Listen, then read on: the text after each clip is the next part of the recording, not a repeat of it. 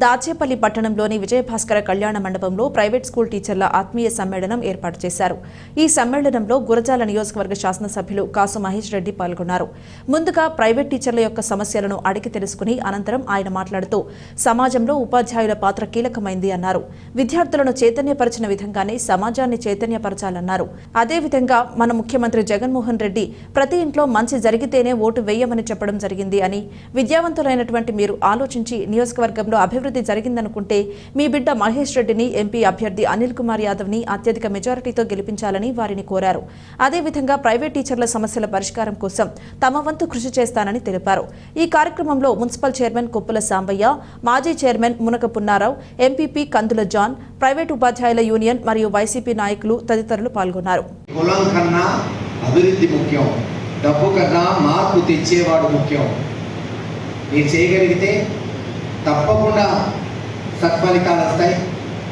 ఈ రోజున ఈ ఆత్మీయ సమావేశానికి విచ్చేసిన మీ అందరికీ పేరు పేరున ధన్యవాదాలు తెలియజేసుకుంటూ సెలవు తీసుకుంటున్నాను.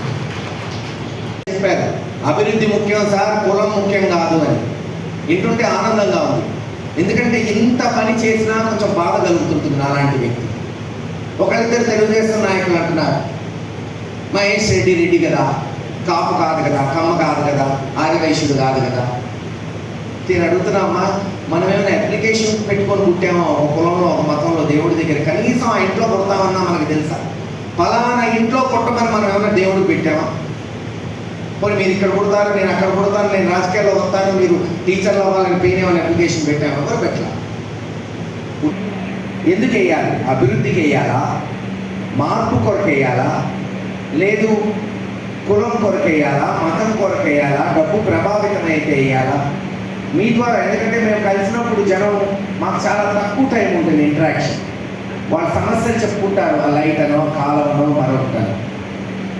మేము అడగాలన్నా ఒకళ్ళే ఉంటారు. ఈ రోజున మీరు అధ్యాపకులు అంటే మోస్ట్ ఎలిట్ పీపుల్ ఈ టౌన్లో. అంటే నాలెడ్జ్ పరంగా 100 మందికి ఎలిట్ అంటే డబ్బు ఉన్నోళ్ళు, పదవుల్లో ఉన్నోళ్ళు అనుకుంటారు.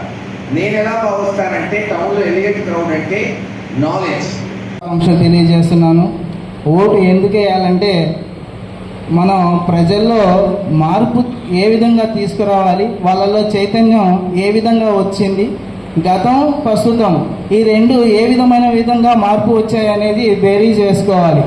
గతంలో జరిగినటువంటి పనులు కానీ ప్రస్తుతం జరుగుతున్నటువంటి పనులు కానీ వాటి వ్యత్యాసం చూడాలి. సరే, ప్రజెంట్ ఇచ్చేటటువంటి వసతుల్లో మరి కనీసం ప్రజలకు కావాల్సినటువంటి వసతులు కల్పించడం జరిగింది. సరే, వాళ్ళకి అదేవిధంగా వాళ్ళకి కావాల్సినటువంటి హెల్త్ కార్డ్స్ కానీ వాళ్ళకి కావాల్సినటువంటి వనరులు కానీ సమకూర్చాలని నాకు ఈ అవకాశం ఇచ్చినటువంటి సార్కి ధన్యవాదాలు. మేము అధికారంలోకి వచ్చిన తర్వాత ఏం చేసాము, ఈ పట్టణంలో ఏం చేయబోతున్నామో మీకు వివరిస్తాం. కానీ అఫ్కోర్స్ టైం చాలా తక్కువ ఉంది. ఎందుకంటే నాకు మళ్ళీ 3 o'clock కల్లా కలెక్టర్ గారి దగ్గరికి అపాయింట్మెంట్ ఉంది. మళ్ళీ సాయంత్రం వచ్చి ర్యాలీలో పార్టిసిపేట్ చేయాలి నసరాపేట పోయి. సో క్లుప్తంగా నేను టీచర్స్ తరఫున, ఇటు లేడీస్ కావచ్చు, అటు జెంట్స్ కా అడిగేది ఏంటంటే,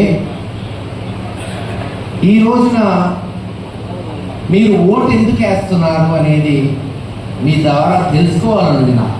ఇదేం మన ఇన్ఫార్మల్ మీటింగ్, ఇదేం పెద్ద మనం ప్రామాణికంగా తీసుకునేది కాదు. ఎందుకు చెప్తున్నానంటే, కులతత్వం, మతతత్వం ఎందుకు వేయాలి? అభివృద్ధికి వేయాలా, మార్పు కొరకు వేయాలా, లేదు కులం కొరకు వేయాలా, మతం కొరకు వేయాలా, డబ్బు ప్రభావితం అయితే వేయాలా?